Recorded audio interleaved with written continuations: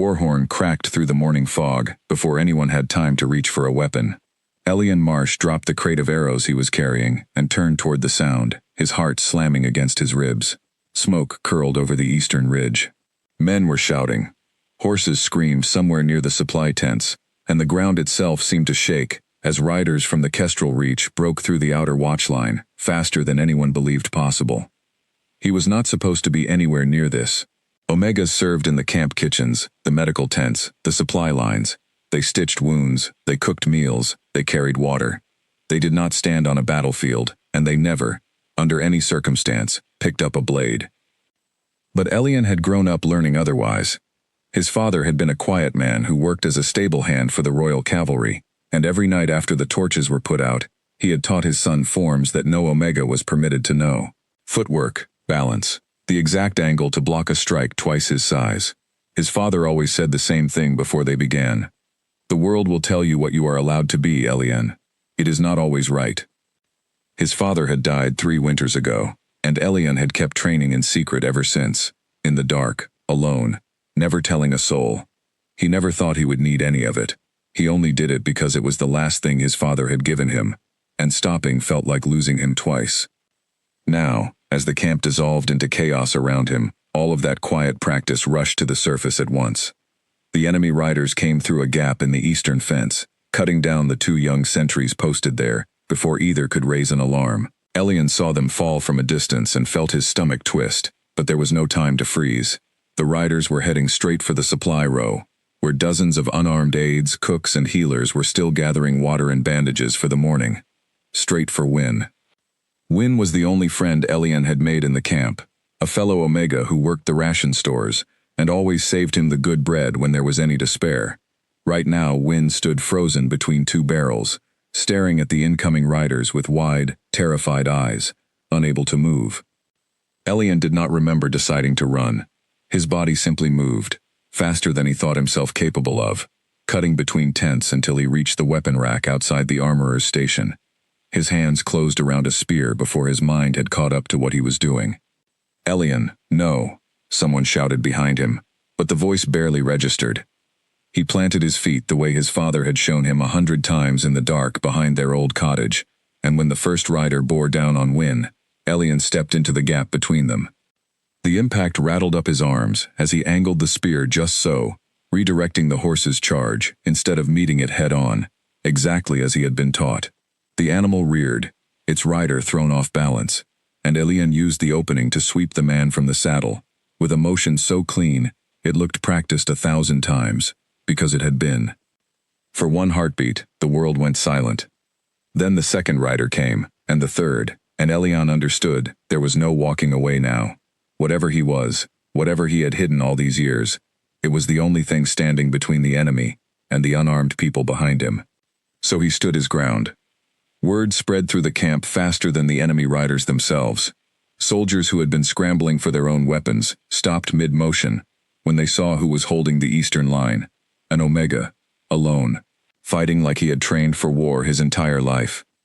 General Bramwell, a broad-shouldered alpha with 20 years of battle behind him, came skidding around the medical tent with his sword half drawn, ready to charge in and take over, certain the boy would be dead within seconds.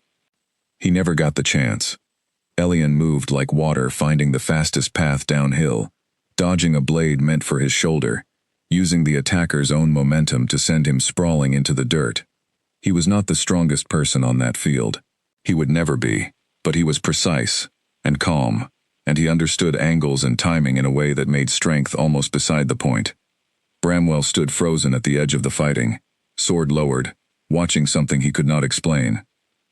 Farther up the ridge, King Corwin Hale had been in the middle of a war council when the horn sounded. He was already moving before the meeting tent flap had finished swinging shut behind him, boots hitting the mud at a dead run, his generals close behind. He expected chaos. He expected to arrive and find his soldiers scrambling to hold a broken line, the enemy already deep into the camp, casualties mounting by the second. That was the nature of a surprise strike. It was meant to break a camp before real resistance could form. Instead, he arrived at the top of the ridge and stopped. Below him, at the heart of the eastern breach, a single figure held the ground. Small, quick, using a spear with a kind of economy of motion Corwin had only ever seen in seasoned soldiers who had spent years learning to waste nothing. No wild swings, no panic, just precise, deliberate movement, again and again, each one landing exactly where it needed to. "Who is that?" Corwin said, though it was not really a question. One of his aides, a young man named Petro who ran messages between camps, answered without taking his eyes off the fighting. "That is Elian, my lord, from the supply tents. He carries water and bandages." Corwin said nothing. He simply watched. He had spent his entire reign believing certain things without question, the way most people raised inside a system stop noticing the walls of it. Omegas served, Alphas fought. It was not cruelty, in his mind, simply order, the shape the world had always taken, long before he was born, and long after his father had worn the crown before him. But nothing about what he was watching fit that shape.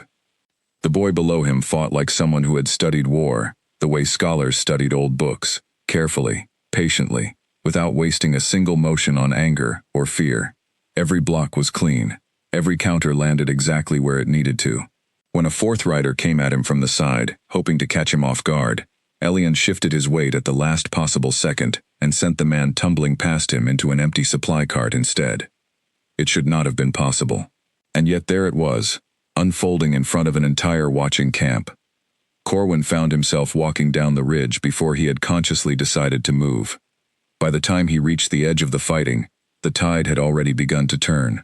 Soldiers who had been frozen in shock finally shook themselves loose and joined the fight, falling into position around Elian rather than in front of him, as if some unspoken agreement had formed in the space of a few minutes. The boy was not being protected any longer. He was being followed. Bramwell fell in at Elian's left side without a word, matching his rhythm, covering the angle Elian could not reach alone. It was, Corwin thought, the fastest he had ever seen his most stubborn general accept anyone as an equal in battle. The remaining riders, seeing their advantage gone and their numbers shrinking with every passing minute, broke formation and retreated back through the gap they had come from, disappearing into the tree line before the camp's cavalry could organize a pursuit. The silence that followed felt heavier than the fighting itself. Elian stood in the middle of the churned mud, chest heaving, spear still gripped tightly in both hands, and looked up to find the entire camp staring at him. Soldiers, cooks, healers, generals, and, at the front of them all, the king himself, watching him with an expression Elian could not read.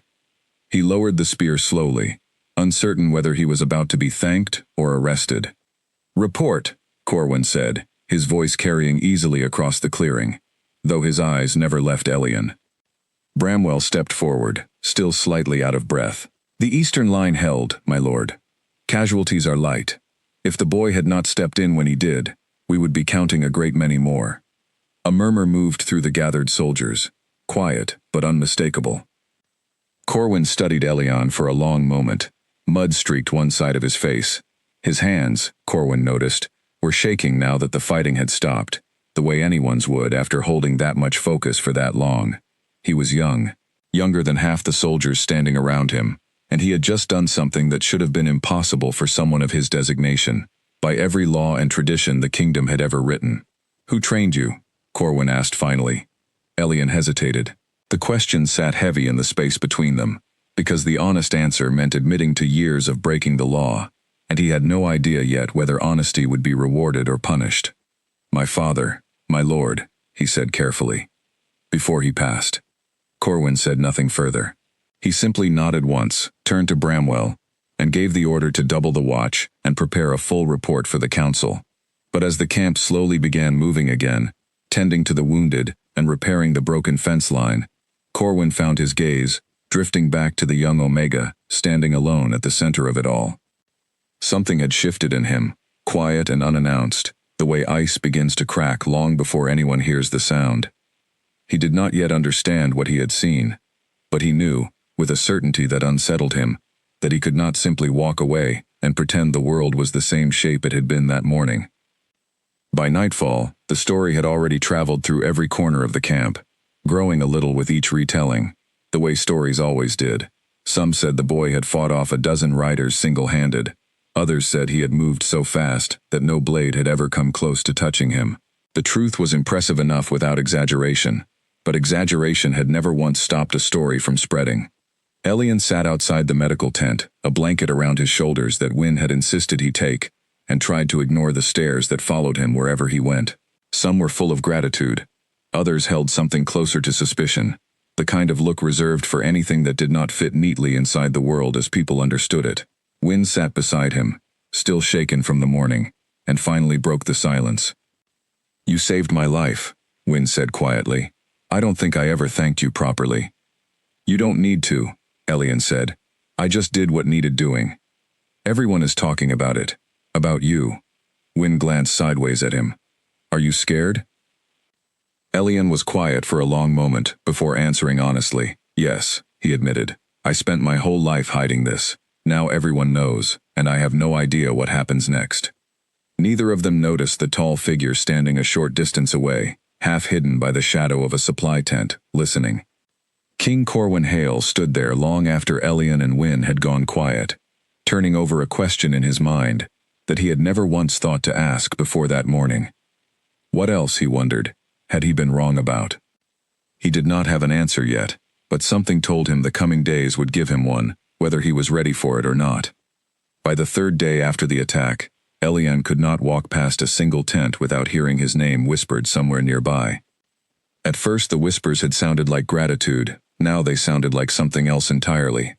He was gathering water near the eastern well when he first noticed two soldiers watching him with narrowed eyes, their conversation dropping to a hush as he passed. He kept walking, pretending not to notice, but the feeling followed him the rest of the morning, settling into his chest like a stone. Wynne caught up to him near the ration tent, out of breath and clearly troubled.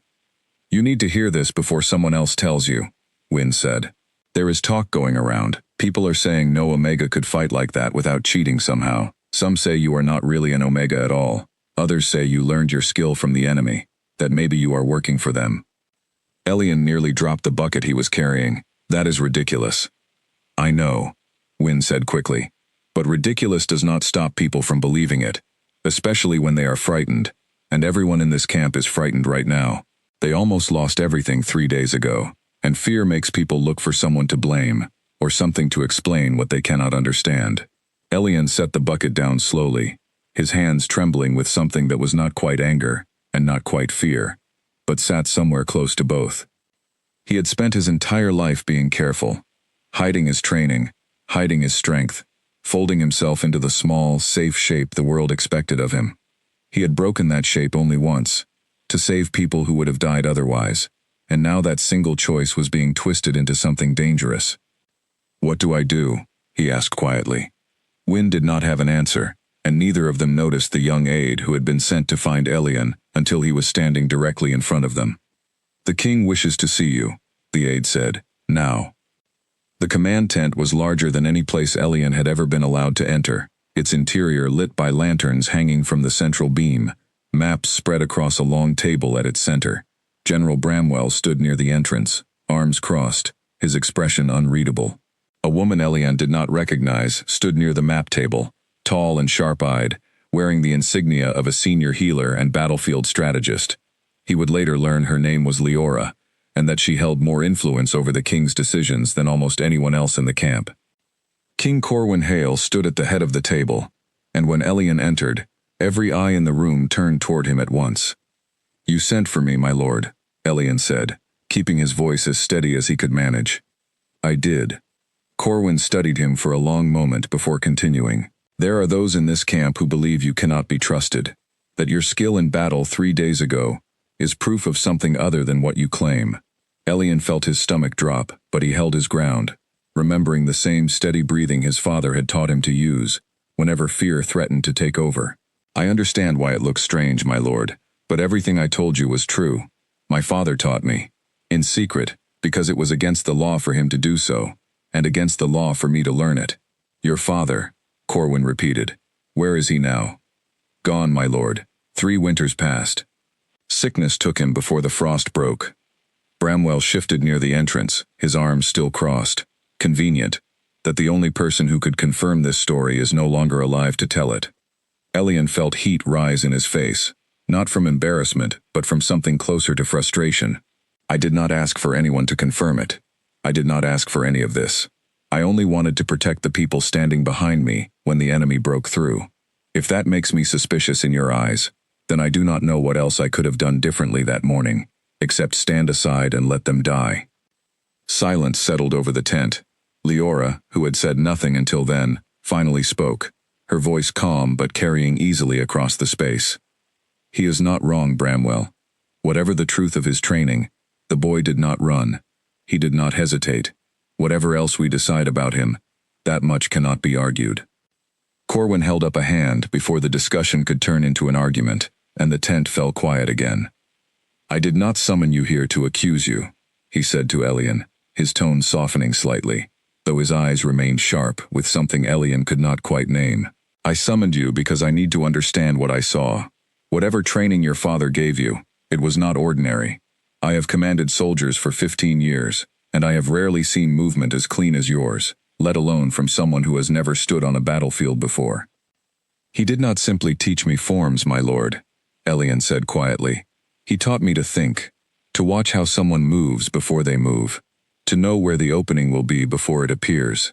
He said strength was common, understanding was rare. He wanted me to have the rare thing, since the world would never let me rely on the common one." Something flickered across Corwin's face, there and gone so quickly that Elian almost missed it. "Your father sounds like he was a wise man." "He was, my lord. I only wish I had more time with him." The tent grew quiet again, the kind of quiet that comes when people are turning something over in their minds, rather than searching for words. Bramwell finally uncrossed his arms, though his expression remained guarded. "Wise or not," he said, "the fact remains that half this camp does not trust him, and a camp divided against itself is easier for the enemy to break than any wall or fence line." "Then we give them a reason to trust him," Corwin said simply. Every head in the tent turned toward him at once, including Elian's. "My lord?" Bramwell asked carefully. "He will train with the soldiers," Corwin said, his tone leaving no room for argument. "In the open, where everyone can see exactly how he fights and exactly what he is capable of. No secrets, no whispers behind closed tents. If his skill is genuine, and I believe that it is, then let the camp see it plainly, rather than build stories out of fear and shadow."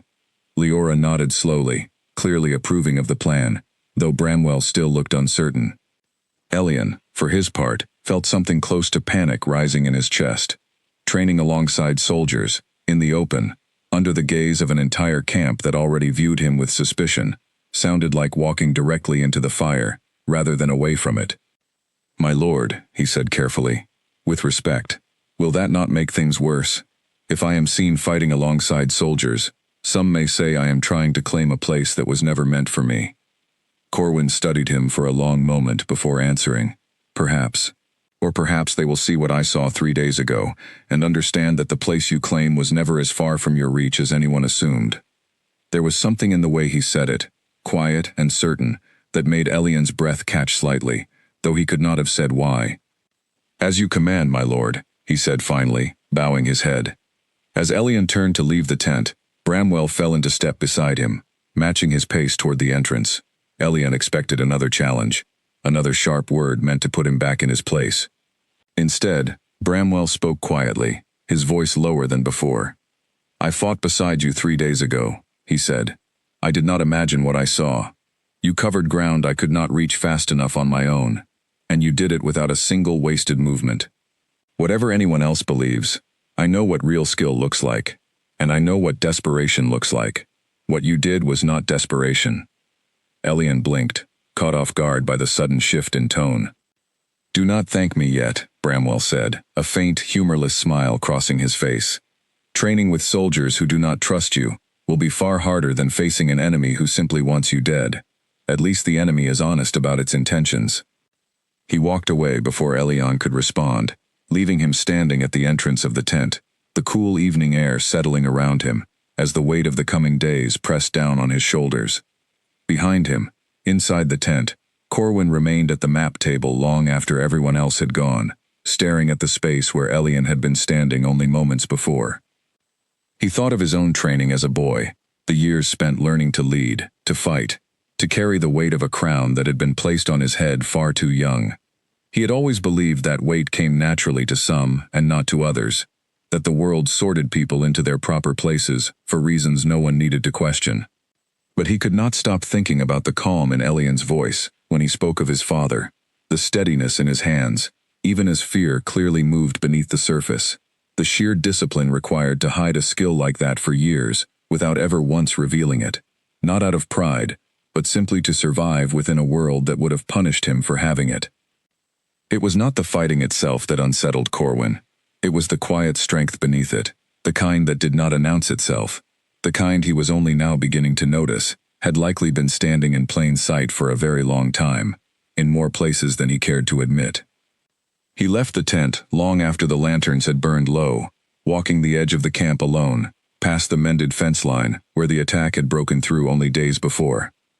In the distance, he could make out a small figure near the training yard, moving alone, through familiar forms in the moonlight, unaware that anyone was watching. Corwin stood there for a long while, silent, and found that he did not want to look away. The training yard had never felt so large. Elian stood at its edge just after dawn, watching soldiers gather in small clusters, their conversations dropping to murmurs the moment they noticed him standing there. He had expected stares. He had not expected the sheer number of them. Nearly every soldier in the camp finding some reason to be present that morning, whether they trained that day or not. General Bramwell walked the length of the yard, calling out instructions in his usual clipped tone, though Elian noticed he kept glancing toward the entrance every few minutes, as if expecting trouble before it arrived. It arrived anyway, in the shape of a broad-shouldered soldier named Garrick, who Elian vaguely recognized from the eastern watch line. Garrick had not been present during the ambush, having been stationed elsewhere that morning, and something in the set of his jaw suggested he resented having missed the moment everyone else could not stop talking about. "So this is the famous Omega," Garrick said loudly enough for half the yard to hear. "The one who fights better than trained soldiers, according to the stories." Elian said nothing, choosing instead to focus on tightening the strap of the training gear Bramwell had handed him earlier that morning. "I do not believe the stories," Garrick continued, stepping closer. "I think fear does strange things to memory. I think 3 riders broke through a weak point in the fence, and a frightened boy got lucky, and now the whole camp is too embarrassed to admit the truth." A few soldiers nearby chuckled, though others shifted uncomfortably, clearly uncertain whether to laugh along or step away. Bramwell moved to intervene, but Elian raised a hand slightly, stopping him before he could speak. "Then perhaps we should find out," Elian said quietly, meeting Garrick's gaze without flinching, rather than argue about it. Garrick's eyebrows rose, clearly not expecting the offer. "A sparring match, then. Here, now, let us see if the stories hold up under honest daylight." Bramwell hesitated, glancing toward the king, who had arrived at the edge of the yard without anyone noticing, standing quietly near the fence line with Leora beside him. "My lord," Bramwell called out, "Garrick has challenged the boy to a sparring match." Corwin studied the scene for a long moment before answering. "Let them," he said simply. "This is exactly the kind of understanding I hoped this training would provide." The yard cleared quickly, soldiers forming a loose circle around the open space at its center, the morning air suddenly charged with anticipation. Elian took his position across from Garrick, who was easily a head taller and considerably broader through the shoulders, his training blade resting easily in one hand, as though it weighed nothing at all. "Try not to disappoint the crowd," Garrick said with a faint smirk. Elian said nothing, settling into the stance his father had drilled into him countless times, weight balanced evenly, knees soft, breathing slow and steady despite the pounding of his heart. Garrick struck first, a heavy overhead blow meant to end the match quickly and decisively, the kind of strike built on raw strength rather than careful thought. Elian sidestepped it easily, letting the momentum carry Garrick slightly off balance, and used the opening to tap his blade lightly against the larger man's ribs before stepping back out of range. A murmur rippled through the crowd. Garrick's expression darkened, and his next series of strikes came faster, more aggressive, clearly frustrated by the first exchange. Elian moved through each one calmly, blocking where necessary, redirecting where possible, conserving his energy the way his father had always insisted a smaller fighter must, since strength spent carelessly was strength wasted entirely. By the 5th exchange, Garrick was breathing heavily, sweat beading along his forehead, while Elian remained composed, his movements still precise and unhurried. "Enough games," Garrick growled, and came at him with everything he had, a final desperate combination meant to overwhelm rather than outthink. Elian ducked beneath the first strike, redirected the second with the flat of his blade, and used the third opening to sweep Garrick's legs from beneath him, in a motion so quick that half the crowd later argued about exactly what they had seen. Garrick landed hard in the dirt, his training blade skittering several feet away, and the yard fell utterly silent. For a long moment, nobody moved. Then, slowly, Garrick pushed himself up onto one elbow, staring up at Elian, with an expression that had shifted from anger into something closer to grudging disbelief. "Well," he said finally, breathing hard, "I suppose the stories were not exaggerated after all." A ripple of laughter moved through the crowd, tension breaking all at once, and Elian offered a hand to help Garrick back to his feet. After a brief hesitation, Garrick accepted it. "No hard feelings," Garrick said, brushing dirt from his uniform. "I would rather know the truth than keep believing a comfortable lie." "None taken," Elian said, allowing himself a small, tired smile. From the edge of the yard, Corwin watched the exchange with quiet satisfaction, though his attention kept returning to something else entirely, something harder to name. It was not simply the skill Elian had displayed, impressive as it was. It was the restraint. The boy could have ended the match far more roughly than he had, could have humiliated Garrick in front of the entire yard after the insults he had offered. Instead, he had chosen precision over cruelty, offering his opponent a way to leave the exchange with some measure of dignity intact. That kind of restraint, Corwin thought, was rarer than the skill itself. Leora, standing beside him, seemed to notice the direction of his thoughts. "You are staring, my lord." Corwin glanced at her sharply. "I am observing." "Of course," she said, a faint knowing smile tugging at the corner of her mouth, though she said nothing further on the matter. The rest of the morning passed more smoothly than Elian had dared to hope. A few soldiers remained distant, unwilling to shift their opinions after a single match, but many more found reasons to approach him throughout the day, some offering quiet words of respect, others simply curious about the training his father had given him. By mid-afternoon, as the yard began to empty for the midday meal, Bramwell approached Elian near the fence line, his expression thoughtful rather than guarded, for the first time since Elian had met him. "You handled that better than I expected," Bramwell said. "I had a good teacher," Elian replied simply. Bramwell studied him for a moment longer. "Your father, whoever he was, would be proud of what he built in you. I say that as someone who has trained soldiers for 20 years, and rarely seen discipline like that in someone so young." The words settled somewhere warm in Elian's chest, a small comfort against the exhaustion pulling at his limbs.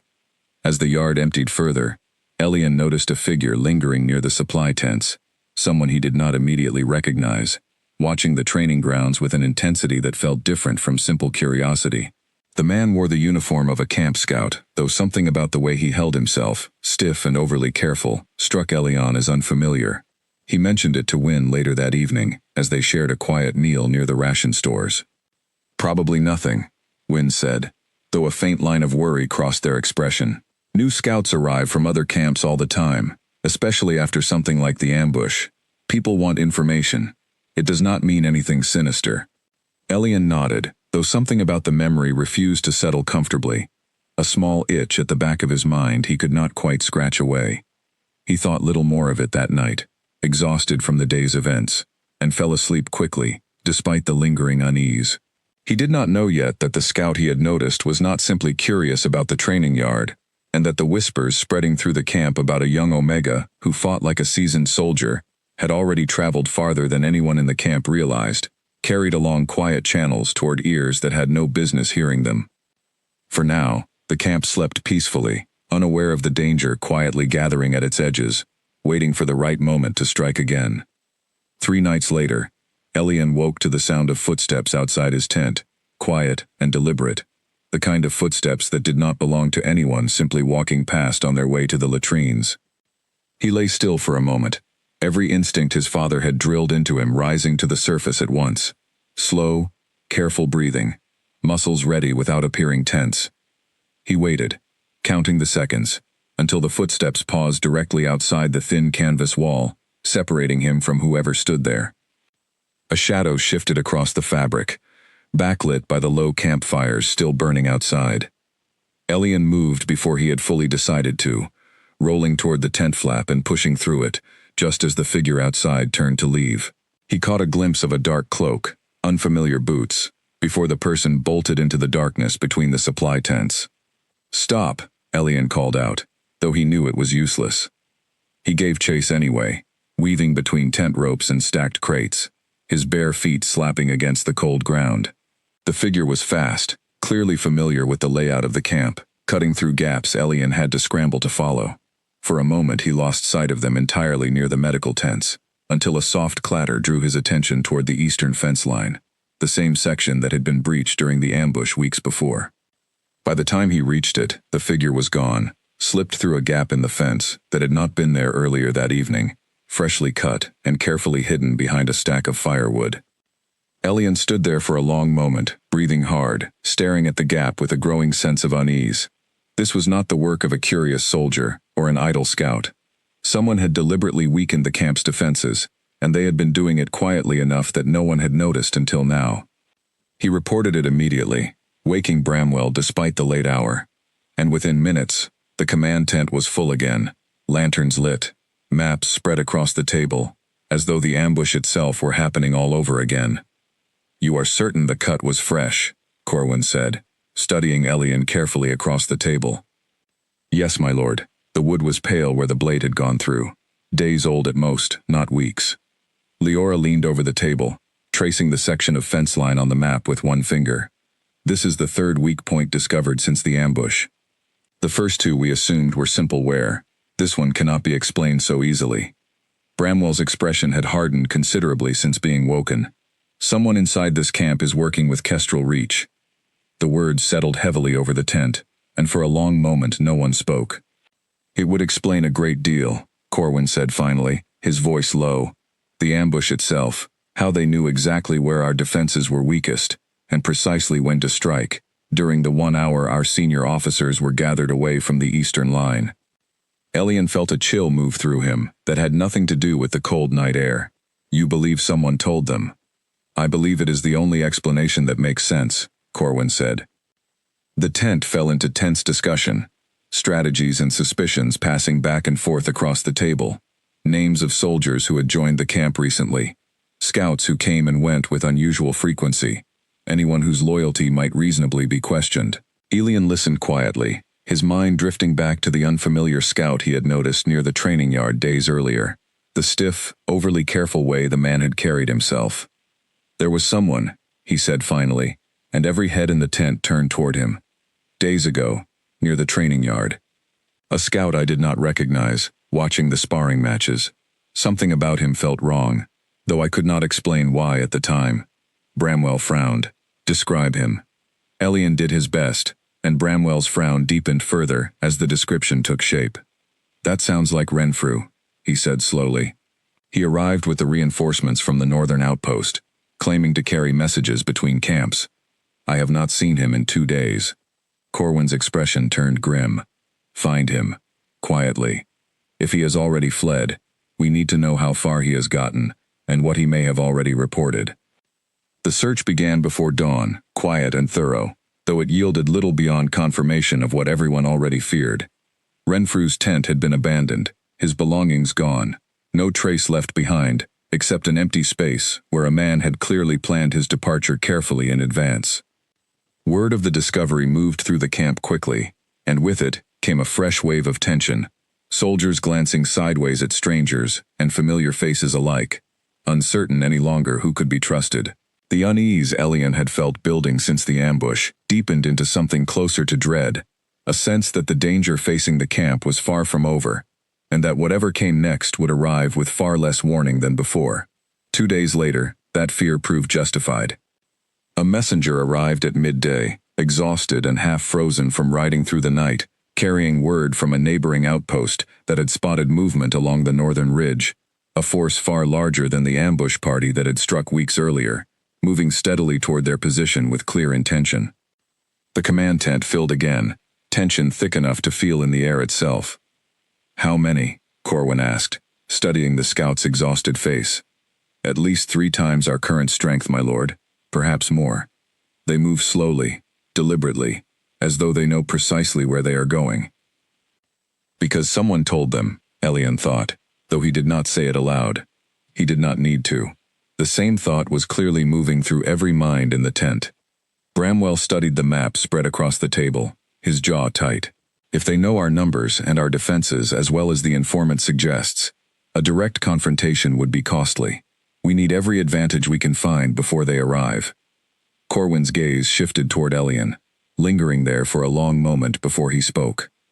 Then we prepare properly this time, he said. No surprises, no gaps in the line. Every soldier in this camp will know exactly what is coming, and exactly what is expected of them when it arrives. He turned to Elian directly, his expression unreadable. Including you. Elian straightened slightly, uncertain what the king intended. My lord? You held the eastern line alone once, with nothing but instinct and years of hidden training behind you, Corwin said. I will not ask you to do so again without proper support. This time, you will stand with the front line, not behind it, trained and equipped as any soldier under my command. A murmur moved through the tent, some surprised, others clearly relieved, as though the king had finally said aloud what many had already begun to believe. Elian felt something tighten in his chest, equal parts fear and something else entirely, something that felt almost like hope, the quiet possibility that the world he had always been told to accept might be shifting, slowly and unevenly, into something different. Thank you, my lord, he said quietly. I will not disappoint you.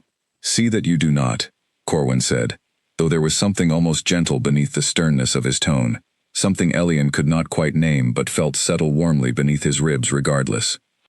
As the tent emptied and preparations began in earnest, word spreading quickly through the camp of the approaching force, Elian found himself standing near the entrance a moment longer than necessary, watching Corwin study the map alone, shoulders set with the particular weight, carried only by those responsible for many lives at once. For the first time since the ambush, Elian did not feel entirely alone in carrying the weight of what he was. And though the danger gathering beyond the northern ridge remained very real, growing closer with each passing hour, something steady had settled into the space where fear alone had lived before. Whatever came next, he would not face it in secret any longer. The camp transformed over the following days into something closer to a hive than a resting army, every hour filled with preparation, every soldier moving with purpose rather than routine. Elian barely recognized himself in the reflection of the water barrel outside the armory that morning, dressed in proper training gear for the first time, a blade at his hip that had been fitted specifically for his frame, rather than borrowed from a rack meant for larger hands. Bramwell had overseen the fitting personally, muttering something about not wanting to explain to the king why his newest frontline soldier had been given equipment that did not suit him. Training sessions ran from dawn until well past dusk, soldiers rotating through drills meant to prepare them for a force 3 times their size. Elian found himself paired frequently with Garrick, who had shifted from skepticism into something closer to genuine camaraderie since their sparring match, the two of them developing an easy rhythm that made both of them sharper in the process. You move differently than the rest of us, Garrick said one afternoon, wiping sweat from his brow as they took a brief pause between drills. Smaller steps, less wasted motion. I have been trying to copy it for 3 days and I still cannot manage it properly. It took me years, Elian admitted. My father used to say most fighters spend their strength trying to look strong. He wanted me to spend mine trying to be efficient instead, since I would never have size on my side. Garrick grunted thoughtfully. Smart man. He was, Elian said, the familiar ache settling briefly in his chest before he pushed it aside, returning his attention to the drill at hand. It was during one of these long afternoons that Corwin began appearing at the training yard more frequently, ostensibly to oversee preparations, though Elian noticed his attention lingered longest whenever Elian himself was training. He told himself it meant nothing, that a king naturally paid close attention to whichever soldier had proven himself most unexpectedly capable. He told himself this several times, and found it slightly less convincing with each repetition. One evening, as the training yard emptied and the last soldiers filtered off toward the mess tents, Corwin remained behind, watching Elian run through a final series of forms alone in the fading light. You do not stop when everyone else does, Corwin observed, stepping closer. Elian startled slightly, not having noticed him approach. Old habit, my lord. My father always said the difference between adequate and excellent was the extra hour no one else was willing to spend. A demanding teacher. A loving one, Elian corrected gently. He wanted better for me than the world seemed willing to offer. Sometimes that meant being demanding. Corwin was quiet for a moment, watching Elian complete another set of movements before speaking again. I lost my own father young as well. Not to sickness, but to a battle much like the one we are preparing for now. I was barely older than you are today when the crown passed to me. Elian lowered his blade slightly, surprised by the sudden openness.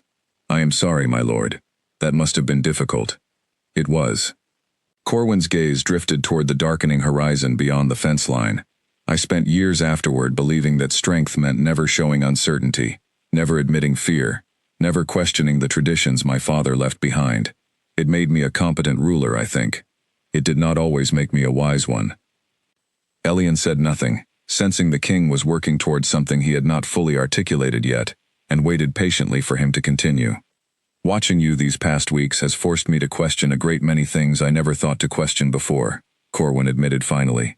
Not simply about Omegas, though certainly that as well. About what strength truly looks like. About how much of what I believed was tradition, and how much was simply fear dressed up to look like wisdom. I never intended to force anyone to question anything, my lord, Elian said quietly. I only wanted to protect the people I cared about. I know, Corwin said, a faint, genuine smile crossing his face for the first time Elian could recall. Perhaps that is precisely why it worked as well as it did. They stood together in comfortable silence for a moment, the training yard empty around them, the last light of evening fading into the deep blue of approaching night. Elian felt something settle in his chest that he could not quite name, warm and unfamiliar, equal parts nervous and steady all at once. The scouts report the enemy force will reach the northern ridge within 3 days, Corwin said eventually, his tone shifting back toward the practical matters at hand.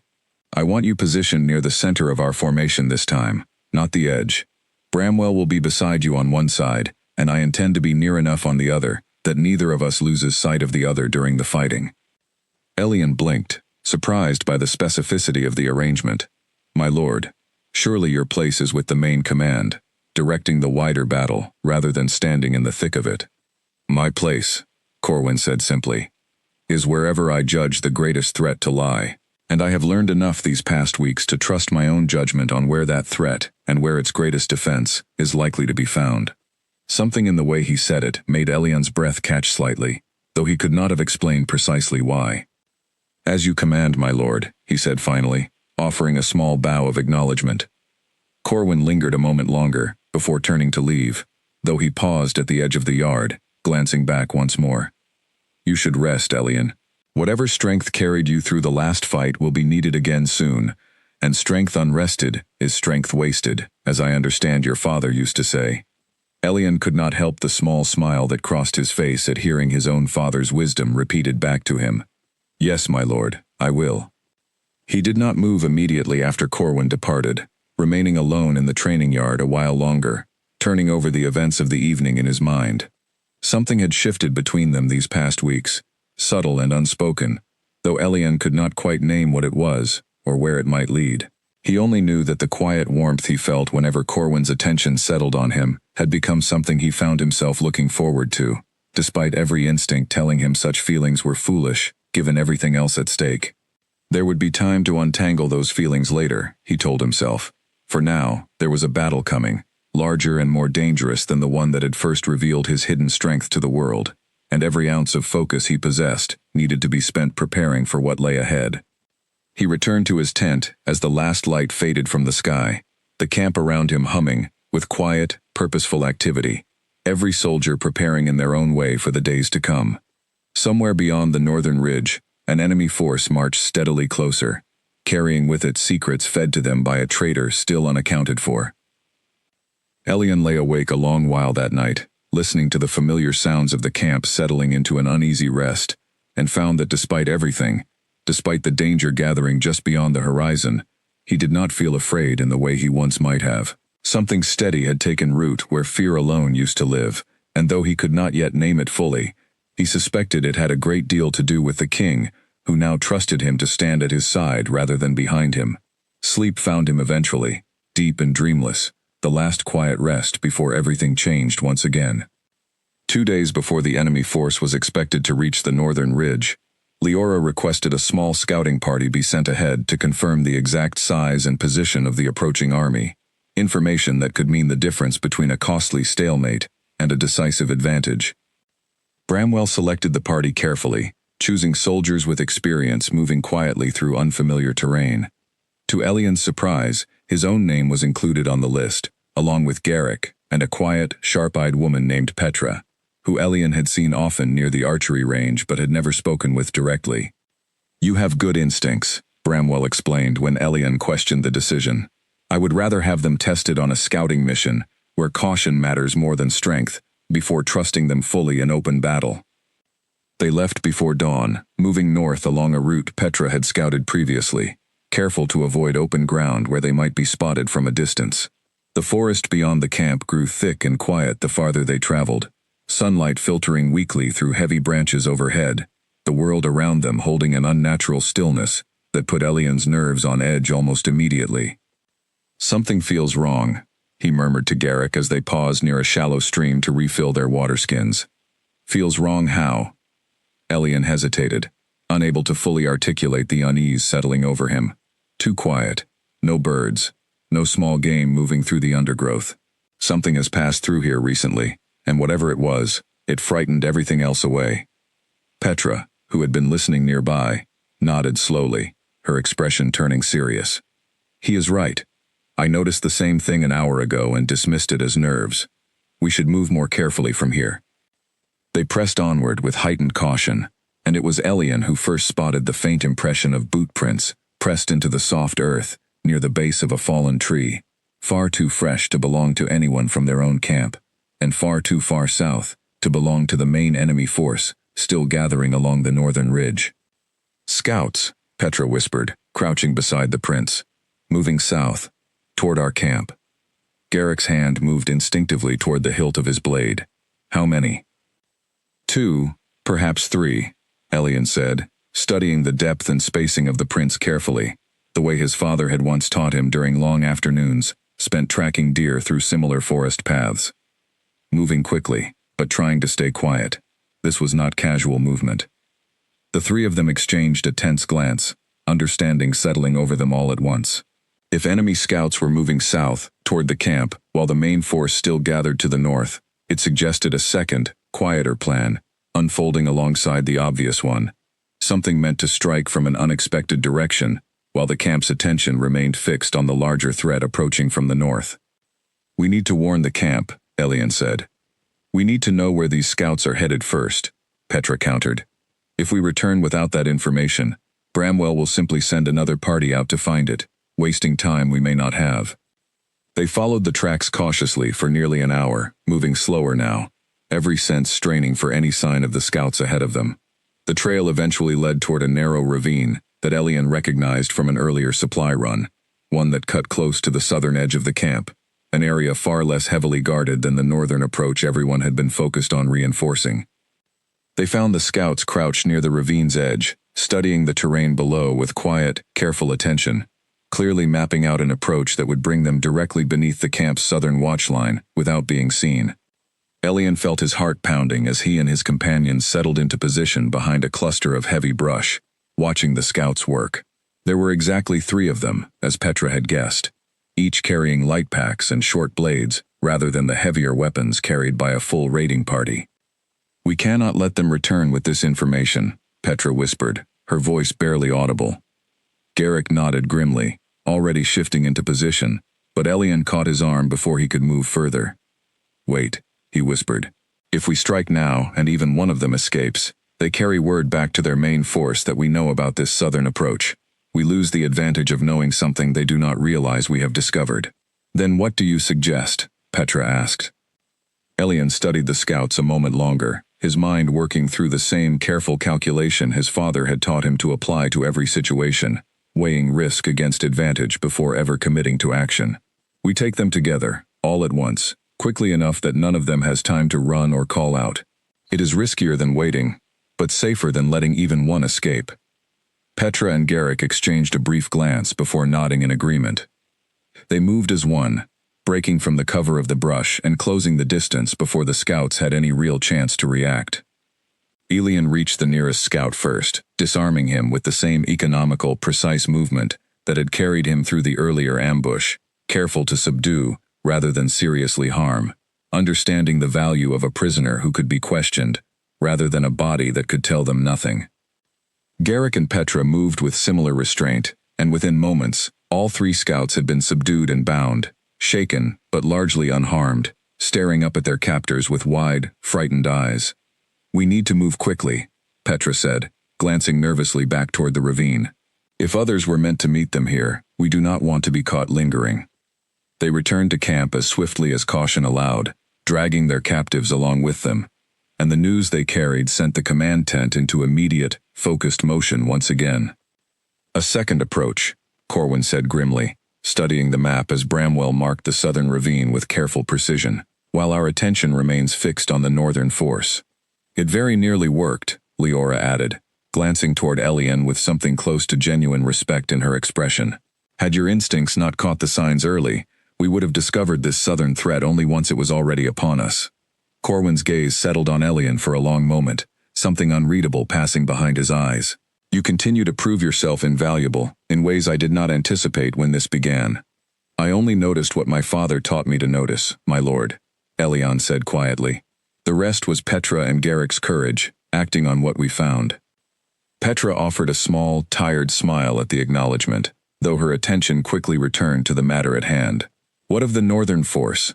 If this southern approach was meant to strike while the main army engaged us directly, we may need to reconsider our entire defensive strategy." The tent fell into focused discussion once more, plans shifting and adjusting around the new information, defenses reallocated to cover both the northern and southern approaches without weakening either, beyond what the camp could safely manage. Elian listened carefully, offering input where his instincts suggested something worth mentioning, and found, somewhat to his own surprise, that his voice was given genuine weight in the discussion, rather than polite tolerance. It was well past midnight before the meeting finally concluded, exhaustion settling heavily over everyone present. As the tent began to empty, Corwin caught Elian's arm gently before he could leave, drawing him aside for a private word. "You saved this camp twice over today," Corwin said quietly, "once by uncovering the southern approach before it could strike unnoticed, and again by handling the scouts with enough restraint that we now have prisoners capable of confirming what we suspect rather than simply guessing at it." "I only did what needed doing, my lord," Elian said, echoing words he had spoken once before, though this time they felt less like a defense and more like a simple truth he had grown comfortable claiming. Corwin studied him for a long moment, something warm and unguarded crossing his features before he spoke again. "You keep saying that, as though it explains away the remarkable nature of what you continue to do. Perhaps it is time you allowed yourself to simply accept the credit you have earned." Elian felt heat rise in his face, uncertain how to respond to the quiet sincerity in the king's voice. "I will try, my lord." "Good," Corwin said, a faint smile touching his lips. "Now rest. Tomorrow we prepare for whatever the enemy intends next, and I suspect we will both need every ounce of strength we can gather before this is finally over." The captured scouts proved less resistant to questioning than anyone expected, their loyalty to Kestrel Reach apparently thinner than the fear of what awaited soldiers caught attempting a failed infiltration. Leora conducted most of the questioning herself, her calm, methodical approach yielding far more information than threats or pressure might have managed. By the following afternoon, the command tent had a much clearer picture of what the enemy intended, and the news was grim enough to silence even the most confident voices in the room. "They plan to strike the southern ravine at dawn tomorrow," Leora reported, tracing the route on the map with a steady finger. "A small force, quiet and quick, meant to breach our southern defenses, while the main army engaged us directly from the north. Had it succeeded, we would have found ourselves fighting on two fronts at once, our attention split precisely when we could least afford it." "And the informant?" Corwin asked, his voice tight with barely controlled frustration. "Did they reveal anything about Renfrew, or whoever else within this camp may still be feeding information to the enemy?" Leora hesitated slightly before answering. "They knew a name, my lord, though I cannot confirm its accuracy without further investigation. They referred to their contact only as someone close to the command tent, someone with regular access to strategy discussions." The words settled over the room like a physical weight, every officer present exchanging uneasy glances, the same unspoken question moving through each of their minds. Someone standing among them, someone trusted enough to sit through these very meetings, had betrayed the camp not once, but repeatedly, and might still be doing so even now. Bramwell's jaw tightened visibly. We cannot simply accuse everyone present without proof. It would tear this camp apart from the inside, faster than any enemy force could manage from the outside. Agreed, Corwin said grimly, which means we proceed carefully and quietly, while continuing to prepare for the battle ahead, regardless of who among us may still be working against it. Elian, standing near the back of the tent, felt a chill settle over him at the thought. He had grown comfortable these past weeks, accepted in ways he had never expected, and the idea that someone within this same circle of trust might still be working to undermine everything they were building together felt like a betrayal of a different, quieter sort. He thought back over every conversation, every face present in meetings like this one, searching his memory for anything that might have seemed out of place. Nothing surfaced clearly, though a vague unease lingered, the sense that he was missing some small detail hovering just beyond his reach. The southern ravine was reinforced quietly that evening, additional soldiers positioned under cover of darkness to avoid tipping off whoever might still be watching, while the northern defenses continued their preparations in plain sight, exactly as planned before the second threat had been discovered. Elian found himself assigned to the southern reinforcement, alongside Garrick and Petra once again, the three of them having proven their ability to work together effectively during the scouting mission. They settled into position among the rocks overlooking the ravine as darkness fully descended, waiting in tense silence for whatever the following dawn might bring. "Do you think they suspect we know?" Garrick whispered at one point, breaking the long silence between them. "I hope not," Elian said quietly. "If they realize their southern approach has been discovered, they may change their plans entirely, and we would lose whatever advantage this information currently gives us." Petra shifted slightly against the cold stone at her back. "Either way, we will know soon enough. Dawn is only a few hours away." The hours passed slowly, the cold seeping into their bones despite the layers of gear meant to protect against it, every distant sound in the darkness setting nerves further on edge. Elian used the quiet time to run through his father's teachings once more in his mind, steadying his breathing, preparing himself mentally for whatever combat the morning might bring. Dawn arrived gradually, pale gray light spreading slowly across the ravine below, and for a long, tense hour, nothing happened at all. Elian began to wonder if the enemy had somehow discovered their approach had been compromised, when Petra suddenly went rigid beside him, one hand raised in a silent signal. Movement. Small figures emerging from the tree line at the ravine's far edge, moving carefully, exactly as the captured scouts had described, clearly unaware their approach was already anticipated. Elian counted quickly. Nearly 20 soldiers, considerably more than the small scouting party from days earlier, though still far fewer than the main force gathering to the north. A secondary strike force, then, meant to slip through unnoticed while the camp's attention remained divided. They waited, tension coiling tighter with every passing second, until the enemy force had committed fully to the ravine's narrow path, too far advanced to easily retreat once the ambush revealed itself. Bramwell, positioned further along the ridge with the bulk of the southern reinforcement, gave the signal.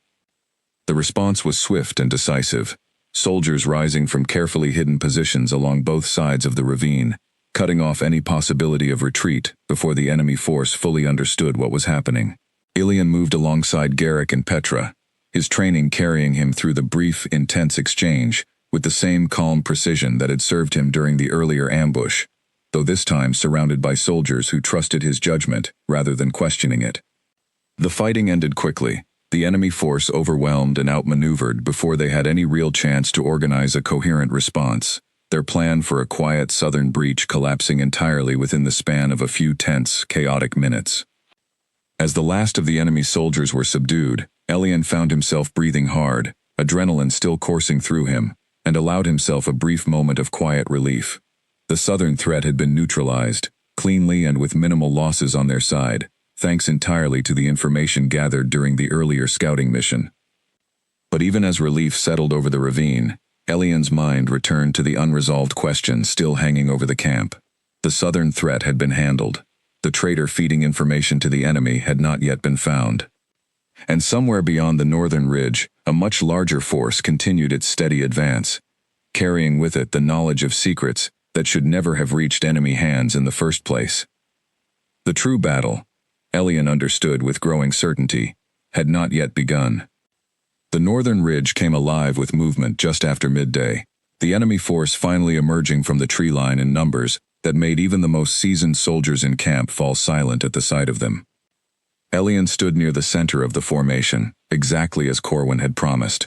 Bramwell positioned on one side, the king himself close on the other, the three of them anchoring a line that stretched across the width of the valley below the ridge. Around them, soldiers held their positions with the tense discipline of people who understood exactly what was coming and had spent every available hour preparing for it. "Steady," Corwin called out, his voice carrying clearly across the formation. "Hold the line until my signal. We do not break formation for anything." The enemy force advanced steadily, banners bearing the mark of Kestrel Reach visible even at a distance, their numbers every bit as overwhelming as the scouts had warned.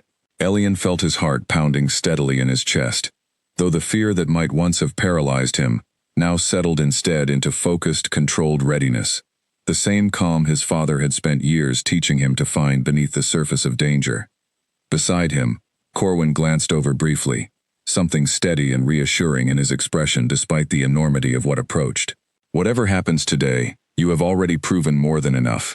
Remember that, whatever comes next." "As have you, my lord," Elian said quietly, and something in Corwin's eyes softened briefly before his attention returned fully to the approaching enemy line. The clash, when it finally came, arrived with a force that shook the very ground beneath their feet, two armies meeting in the valley below the ridge, with an intensity that made every previous encounter feel small by comparison.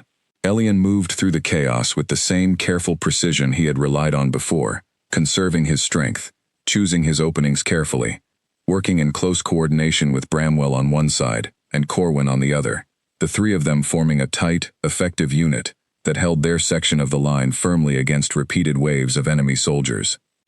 It was deep into the fighting, as the sun began its slow descent toward the western horizon, that Elian noticed something wrong near the rear of their own formation, a small gap opening where none should have existed, soldiers who should have been holding position, suddenly absent from their posts. "Bramwell," he called out urgently, gesturing toward the gap, "something is wrong at the rear line." Bramwell's eyes narrowed as he took in the sight, understanding dawning quickly. That position was assigned to Corwin's unit. They should not have moved. Corwin's expression darkened as realization settled over him as well, unless someone ordered them to. The three of them fought their way toward the gap as quickly as the chaos of battle allowed, and what they found there confirmed their worst fears. A small group of soldiers stood clustered near an unguarded supply cache, weapons lowered, clearly having been deliberately positioned away from their assigned post at a critical moment, leaving a vulnerable opening in the formation, exactly where the enemy's heaviest push was now concentrated. At the center of the confused cluster stood a familiar face, one Elian recognized immediately from countless strategy meetings over the past weeks. Corwin, a mid-ranking officer who had sat quietly through nearly every command discussion since the ambush, someone trusted enough to hold a position of genuine responsibility within the camp's defenses. "You," Corwin said, his voice cold with fury as understanding fully settled over him. "You were the one feeding information to Kestrel Reach." Corwin's expression shifted rapidly from confusion to panic as he realized his plan had been discovered at the worst possible moment, caught in the act, with no way to explain away what had clearly been a deliberate abandonment of a critical defensive position. "My lord, I can explain." "There is no time for explanations," Corwin snapped, already turning his attention toward the widening gap in the line, where enemy soldiers had begun pouring through the unguarded opening with alarming speed. "Bramwell, secure him. Elian with me. We close this gap now, or we lose the entire northern flank." There was no time to process the betrayal fully, no space for the anger and hurt that would surely come later, once the immediate danger had passed. Elian pushed the feelings aside entirely, focusing instead on the task directly in front of him, following Corwin toward the breach with the same steady, controlled precision that had carried him through every dangerous moment since the very first ambush weeks earlier. They reached the gap just as the first wave of enemy soldiers began to fully exploit the opening, and for several intense, chaotic minutes, Elian fought alongside Corwin directly, the two of them working in close, instinctive coordination, as though they had trained together for years rather than weeks. Corwin fought with the raw power expected of an Alpha King, each strike carrying tremendous force, while Elian moved through the smaller gaps between those strikes, covering angles Corwin could not reach quickly enough on his own, the two of them complementing each other in a way that felt almost effortless, despite the danger surrounding them. Slowly, methodically, they closed the breach, soldiers rallying around them as reinforcements arrived from other sections of the line, the gap that had briefly threatened to unravel their entire formation sealing shut once again through sheer determined effort. By the time the enemy finally began their retreat, the sun had dipped low toward the horizon, casting long shadows across a valley scarred by the day's fighting. The northern force, having failed to break through despite their considerable numbers and the brief advantage provided by Corwin's betrayal, withdrew in disorganized retreat, leaving the camp battered, but firmly intact. Elian stood at the center of the ridge as the last of the enemy soldiers disappeared into the distant tree line, breathing hard, exhaustion settling heavily over every part of his body. Beside him, Corwin lowered his sword slowly, his own chest heaving from the prolonged exertion of the day's fighting. "We held," Corwin said quietly, something close to disbelief coloring his voice. "We held," Elian echoed, allowing himself a small, exhausted smile. Behind them, Bramwell approached with Corwin secured firmly between two guards, the disgraced officer's expression a mixture of shame and fear, as he was led toward the command tent to await whatever judgment awaited him. The camp had survived its greatest test, but as the adrenaline of battle slowly faded, replaced by the deep, bone-weary exhaustion of a day spent fighting for survival, Elian understood that the true reckoning, both with the traitor now in custody, and with everything the day had revealed about trust, loyalty, and the changing shape of the world around them, had only just begun. Corwin's confession came quickly, once the immediate chaos of battle had settled, delivered in a quiet, defeated voice inside the command tent, as the rest of the camp tended to the wounded, and began the slow process of recovering from the day's fighting. "It was never about loyalty to Kestrel Reach," he admitted, staring at the ground rather than meeting anyone's eyes. "They took my sister across the border 2 years ago, during a raid on the eastern villages. They told me they would keep her alive only as long as I continued providing information. I never wanted any of this. I only wanted her to live." The tent fell silent at the confession, the weight of it settling differently over each person present. Corwin studied the broken man in front of him for a long moment, his expression unreadable, before finally speaking. "Fear makes people do terrible things," he said quietly. "It does not excuse the harm caused, but I understand it is rarely as simple as evil for its own sake." "What will happen to me?" Corwin asked, his voice barely above a whisper. "You will face judgment for what you have done," Corwin said, "but I will also send word attempting to locate your sister, and if she can be found and safely recovered, I will see it done, regardless of what happens to you afterward. No one deserves to suffer for choices made under that kind of impossible pressure, whatever the consequences of those choices might be." Corwin's shoulders shook slightly, overwhelmed by a mercy he clearly had not expected, and Elian felt something shift in his own understanding of the king standing beside him, a depth of compassion he had not fully appreciated until that moment. As Corwin was led away to await formal judgment, the camp slowly began settling into the quieter rhythms of recovery. Wounds tended, losses mourned, and the cautious relief of survival gradually taking hold among soldiers who had spent the entire day, uncertain whether they would live to see its end. 3 days later, once the wounded had stabilized and the camp had regained something resembling its normal rhythm, Corwin called the entire army together in the open field beyond the training yard, soldiers gathering in orderly ranks beneath a clear afternoon sky. Elian stood near the front of the formation, uncertain why he had been specifically asked to attend rather than simply gathering with the rest of the camp, until Corwin's gaze found him directly and gestured for him to step forward. Heart pounding, Elian moved to stand before the assembled army, uncertain what was about to happen, aware of hundreds of eyes settling on him at once. Corwin addressed the gathered soldiers, his voice carrying clearly across the field. "Weeks ago, this camp was nearly overrun by an enemy force that struck while our attention was elsewhere. In that moment of crisis, it was not rank or size or tradition that held our line. It was skill, courage, and discipline, found in someone many of us had never thought to look for it in. A murmur moved through the assembled ranks, though Corwin continued before it could grow into distraction. "I have spent my entire life believing certain things about how the world is meant to be ordered," he said, his voice steady and clear.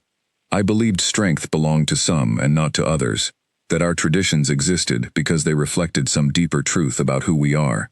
Elian Marsh has shown me, repeatedly and undeniably, that I was wrong." He turned to face Elian directly, and something in his expression carried a weight Elian had not seen from him before, open and unguarded in front of the entire gathered army. "From this day forward," Corwin announced, his voice carrying clearly across the silent field, "the restrictions barring Omegas from military training and service within this kingdom are formally lifted. Any who wish to serve, regardless of designation, will be given the same opportunity to train, to fight, and to earn their place among our ranks that any Alpha or Beta currently enjoys." The announcement landed over the assembled soldiers like a physical wave, murmurs rising into open conversation, some clearly surprised, others nodding with the quiet satisfaction of watching a long overdue change finally take shape. Wynne, standing near the edge of the formation, caught Elian's eye from a distance, offering a wide, delighted smile that spoke volumes about what this moment meant, not just for Elian, but for every Omega who had ever quietly wished for the chance to prove themselves in ways the world had never allowed. "This change did not come from wisdom I discovered on my own," Corwin continued, turning back to address the full gathering once more. "It came from watching one person refuse to accept the limits placed on him, and from seeing, with my own eyes, how much stronger we are as a kingdom when we allow every capable person the chance to contribute fully to our defense." He turned back to Elian, extending a hand in a gesture that felt, in that moment, like far more than simple ceremony. "Elian Marsh, in recognition of your courage, your skill, and the sacrifices you have made in service of this camp, I formally name you captain of the newly formed Ridge Guard, the first unit in this kingdom's history, open to soldiers of every designation equally." Elian stood frozen for a moment, overwhelmed by the weight of what was being offered, before finally stepping forward and accepting Corwin's hand, a firm, warm grip that lingered perhaps a moment longer than strictly necessary. "Thank you, my lord," he managed, his voice thick with emotion he had not expected to feel so strongly. "I will not fail this kingdom, or the trust you have placed in me." "I know you will not," Corwin said quietly, his expression softening into something private and warm, despite the public setting. "You never have." The assembled soldiers erupted into applause, a sound that swelled across the open field, and carried, Elian imagined, all the way back toward the mended fence line, where this entire journey had first begun, weeks earlier. He glanced around at the faces surrounding him, soldiers who had once doubted him, now cheering openly, Garrick grinning widely from somewhere near the front ranks, Petra offering a proud, respectful nod, Bramwell standing at attention, with an expression of genuine pride that Elian had never expected to see directed at him. Somewhere in the middle of that overwhelming celebration, Elian caught Corwin's eye once more, and the quiet warmth passing between them in that single glance felt like the beginning of something neither of them had fully named yet, though both seemed to understand, without needing to speak it aloud, that whatever it was, it had already taken firm root. The kingdom he had grown up in had changed that day, its old walls finally beginning to crumble in ways his father could never have imagined when he first began teaching a young Omega how to fight in secret, all those years ago. Elian only wished his father could have lived to see it. Autumn had fully settled over the camp by the time word arrived that Corwin's sister had been located and safely recovered from across the border, a small mercy that brought quiet relief to a story that had otherwise ended in disgrace and imprisonment. Corwin would serve a long sentence for his betrayal, but Corwin had kept his word regardless, and something about that quiet, unwavering fairness had settled deeply into how the entire camp now viewed their king. The Ridge Guard had grown steadily over the following weeks, a small but capable unit made up of soldiers from every designation, Omegas who had spent years hiding whatever strength they carried, finally given the chance to train openly alongside everyone else. Wynne had joined eagerly, discovering an unexpected talent with a bow that surprised no one more than Wynne themselves, and the training yard that had once felt so hostile toward Elian now buzzed with a different kind of energy entirely, one built on genuine respect rather than grudging tolerance. Elian stood at the edge of that same training yard one crisp evening, watching the newest recruits work through basic forms under Garrick's patient instruction, when Corwin found him there, as he often did these days, drawn by some combination of duty and something neither of them had yet fully put into words. "They are coming along well," Corwin observed, nodding toward the training recruits. "They are," Elian agreed, a warm sense of pride settling in his chest as he watched them work. "It is strange, watching them learn openly what I spent years hiding in the dark. I find myself grateful every single day that they will never have to carry that particular burden." Corwin was quiet for a moment, studying Elian's profile in the fading evening light. "Your father would be proud, I think, seeing what his teaching has grown into." "I like to think so," Elian said softly, "though I suspect he never imagined it would lead quite this far." "Neither did I," Corwin admitted, a faint, genuine smile touching his lips. "When I think back to the man I was before that first ambush, certain of the world's shape in ways I never thought to question, I hardly recognize him anymore." "Is that a bad thing, my lord?" "No," Corwin said, turning to face him fully now, something warm and unguarded in his expression. "It is the best thing that has happened to me in a very long time." The words settled between them with a weight that went beyond simple friendship, and Elian felt his heart quicken slightly, aware of how close they were standing, aware of the way Corwin's gaze had not shifted from his own in several long moments. "My lord," Elian began carefully, uncertain how to give voice to feelings he had spent weeks trying not to examine too closely. "Corwin," the king corrected gently, "when we are alone like this, I would rather you use my name." Something in the quiet request settled warmly beneath Elian's ribs. "Corwin, then," he said, testing the name aloud for the first time. "I find myself uncertain how to say what I am feeling, without overstepping bounds that perhaps should not be crossed." "Perhaps those bounds were never as fixed as either of us once believed," Corwin said quietly, stepping closer. "I have spent these past months learning that many of the boundaries I once accepted without question were never as solid as tradition claimed. I find myself wondering whether this might be another one worth questioning." Elian felt his breath catch entirely, the space between them narrowing to something that felt charged with quiet, careful possibility. "And if it is? Then I would like very much to explore it," Corwin said simply, "if you are willing." The training yard around them had gone quiet, the last of the evening recruits filing off toward the mess tents, leaving the two of them alone in the deepening twilight, the world narrowing down to this single, fragile, hopeful moment. "I am willing," Elian said softly, and something in Corwin's expression eased into open, unguarded warmth at the words. They did not rush whatever this new understanding between them might become, both aware that trust built slowly tended to last longer than trust claimed all at once. But over the following weeks, quiet evenings spent together in the training yard grew more frequent, conversations lingering longer than strictly necessary, and something steady and warm took root between them, growing alongside the changes reshaping the kingdom itself. Word of the Ridgeguard's formation spread beyond the camp eventually, reaching villages and towns across the kingdom, where Omegas who had spent their entire lives believing certain doors would remain forever closed to them, began, cautiously and hopefully, to imagine a different future. Letters arrived at the camp in growing numbers, some seeking to join the training, others simply expressing gratitude for a change they had never expected to see within their lifetimes. Elian read each one carefully, remembering his own father's quiet insistence that the world would tell him what he was allowed to be, and that the world was not always right. He thought, often, of how proud his father would have been, not simply of his skill in battle, but of the door he had helped open for so many others, who had spent their lives believing it would remain forever shut. Late one evening, months after the northern battle that had first tested everything the camp had built together, Elian stood once more at the edge of the training yard, watching a new group of young recruits work through their first basic forms, under careful instruction, several of them Omegas, who had traveled considerable distances simply for the chance to learn. Corwin joined him there, as he so often did now, standing close enough that their shoulders nearly touched, watching the same scene with quiet satisfaction. "Do you ever think back to that first morning?" Corwin asked softly, "when the horn sounded and you picked up a spear you were never supposed to touch?" "Often," Elian admitted. "I think about how frightened I was, certain I was making a terrible mistake that would end badly no matter how it unfolded. And now?"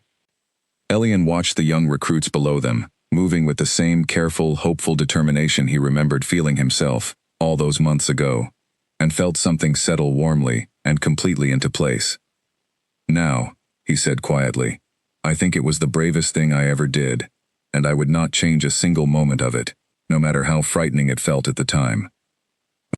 Corwin reached over and took his hand gently, lacing their fingers together as the last light of evening faded across the training yard, the kingdom around them slowly, steadily reshaping itself into something better than it had been before. Whatever challenges still lay ahead, and there would surely be many, Elian understood he would not face them alone any longer, and that the quiet courage his father had spent years teaching him in secret had grown, against every expectation, into something powerful enough to change an entire kingdom. It was, he thought, exactly the kind of ending his father would have wanted for him, and exactly the kind of beginning he had never quite dared to hope for.